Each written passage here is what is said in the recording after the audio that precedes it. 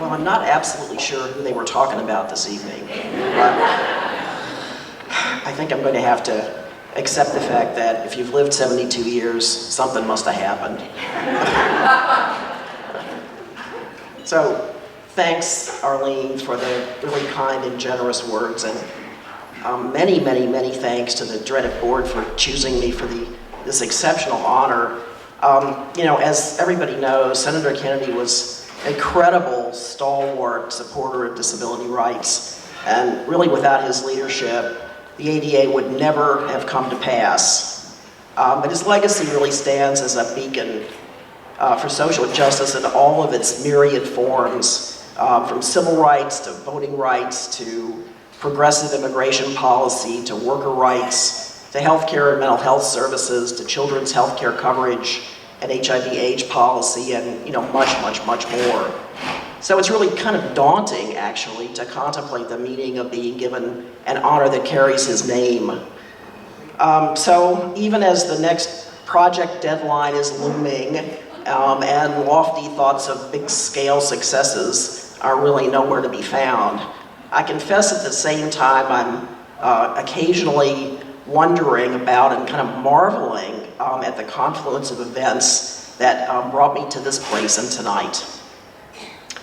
I clearly recall driving across country to San Francisco in 1972 on my 28th birthday, leaving behind a shaggy black dog, a graduate school, a husband, and a little house in the barrio in Albuquerque, New Mexico. As I faced down that long stretch of highway, I had absolutely no idea what lay ahead. I certainly wasn't thinking about disability rights or disability anything, except where I might be able to find a usable bathroom. I landed in the Bay Area, an emotional and physical wreck, and was eventually taken in by an old friend, Ferd Egan, who was living in a commune in Noe Valley. Even as Ferd was doing civil disobedience, disrupting the San Francisco Opera, for example, to draw attention to LGBT discrimination. I don't think they called it that then. He was teaching his roommates how to pull me up and down the long flight of stairs to his house. And all of this really laid the foundation for him to be among the founders of ACT UP and later to head the Los Angeles Office on AIDS. And I only mention him tonight because he isn't here to enjoy this evening, because Ferd played actively in my personal tale. He was really the first person in my life to observe that I'd been discriminated against based on disability, when in the late 1960s, he and I attempted on a really cold, wretched, rainy, cold night in Chicago to go to a midnight showing of the Battle of Algiers. I'm dating myself. I think a few of you may have seen that movie, but it's quite old. But I was barred from entering the theater because I was deemed a fire hazard. This was, really, this was regular business then. This was not an uncommon occurrence. And this night was, but nevertheless, this night was especially prescient because he had named what had really happened. I only recall that evening when I started thinking about my own disability rights journey. So after living in the San Francisco area for a few years, I finally talked my way into a job at UC Berkeley, working with disabled students. To my surprise, there was this big disability community out there, and we all had a lot in common. That was quite an epiphany. That was a pivotal moment when I finally grasped fully the ideas of disability discrimination and its antidote, disability rights. So fast forward to this week.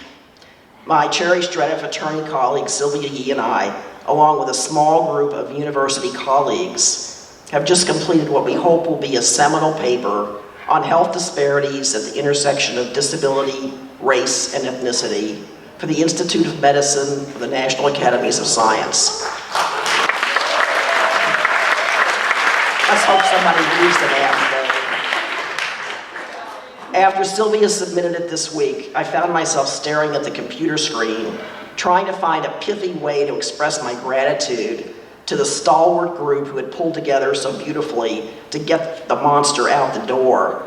I realized that for much of my work life, the most really productive moments have been collaborating with small groups of like-minded people, working under pressure and with purpose. Indeed, that's how DREDF came into being, with Bob Funk, Pat Wright, Arlene Mayerson, Phil Draper, Jack Rowan, and others giving form to an idea, and how we were able to spread the word across the country about the then new disability rights law, Section 504. Gary Gill and Susan Shapiro and Shelley Burgum and Belinda Stradley and Steve McClelland and Corbin O'Toole and Lynette Taylor and Cal Kalmanoff and many others, and how key disability leaders juggled all the pieces to get the ADA enacted. And you know who you are and who they are. As early leaders of the disability movement began dying off, as Arlene mentioned, a small group of us, Susan O'Hara, Ann Lage, who's still here this evening, Willa Baum, and I convinced the leadership of the Bancroft Library at UC, and after several failed attempts, that the fight for disability rights and independent living should be documented. And for 7 years, a group of us chronicled in oral histories the memories of 100 or so people with disabilities who had been involved in those early transformations. We gathered up moldy old boxes of organizational records from basements and attics and preserved them at the library. I absolutely leave it to future historians to make what they will of it, as they're already beginning to do, but at least they have a partial record to work with. This certainly wouldn't have happened but for the tenacity of a small group of people committed to working together to get something done. I mention these ensemble projects because much as I'm awed at having been chosen for this award this evening, whatever I've been able to accomplish is undeniably and inextricably entwined with the groups of people with whom I've had the honor and privilege of working, almost always under pressure and with purpose. Mostly under pressure. And without whom I cannot even envision actually accomplishing the desired outcome. So just in the spirit of putting bookends around DREDF's past 37 years, I'd like to share a little parable. Historically, as most of you know, for many years the Ford Foundation substantially supported the major national organizations working for civil rights. Being young and naive and assuming that the foundation would be eager, delighted even, to throw some money at DREDF, a newly founded disability rights organization, colleagues in the national women's rights community arranged a meeting for us with the then Vice President, Susan Beresford.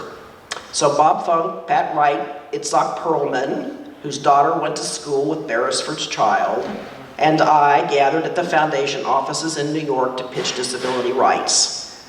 You, of course, know how this phase of the story ends. Civil rights, yeah, yes. Disability rights, not so much. I often tell this shop-worn story about sitting in Grand Central Station with a coffee cup before that meeting when a well-heeled, middle-aged lady goes by, glances at me and drops a quarter in my coffee cup. Indeed, that was the only money we made on that trip.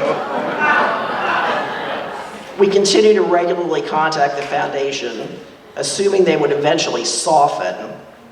In fact, we did receive a small discretionary grant at one point in the mid-1980s that was accompanied by a letter saying, "Don't come back again and tell your civil rights friends to stop contacting us on your behalf." I don't know why they bought us off. We tried again around the passage of the ADA, thinking that surely federal disability rights legislation would signal the need for a shift in priorities, but no, not then either. And we contacted them again in 1992. I just happened to recently stumble on the letter I had written at that time. Still no go. Around 1995, civil rights icon Vernon Jordan arranged another meeting for us with Susan Beresford, who was now president of the foundation and on a national listening tour. After a year-long correspondence following that meeting, we got yet another rejection from the Social Justice Division. Kitty Cohn, who's been invoked here this evening, who many of you remember, was DREDF's development director at that point. She was so furious I thought she might succeed in finding a way to exact vengeance. She recalled in her oral history we got a letter signed by the director of the Social Justice Division saying, "We're sorry, we are unable to fund your request. Your priorities are just not within our boundaries." Kitty fumed. She didn't even have the courtesy to write us herself. She said this was utterly outrageous. And she said, "Hey, the woman may have gone to Smith, but she's so rude." Well, events this week provide the lesson of this parable. And some of you, of course, know that this has happened. This past June, Ford's new executive director, Darren Walker, a black gay man, announced that Ford was launching a new initiative that would focus on disrupting inequality. And disrupting is the watchword of the decade. Unsurprisingly to some of us, though, disability was not mentioned in a long lineup of social justice issues. However, following an outcry by many in the disability community, Walker released a new statement on September 12th that called out this omission. He wrote, "And so for me and for the foundation, my first question was, how had this happened? How could we possibly miss this?" he said. This answer, in his words, simply put, is power, privilege, and ignorance, each of which multiplies the prejudicial effects of the other. Okay, let's see where this takes disability rights and disability justice in practical terms. But for now, let's celebrate that perhaps the ship is really turning, not simply because Ford has finally awakened to disability, but because the urgency, power, and intersectional aspects of disability justice appear to be moving from the periphery toward the center of the public stage, thanks to a decade of advocacy. I think Senator Kennedy would be pleased, as that was certainly his intent, with the ADA and with other laws, and I think so would Kitty Cone. I'd like to just close with a heartfelt thanks to the DREDF board and the staff for continuing to take on the tough issues, and especially for supporting us old-timers, crikey though we may be. Thank you.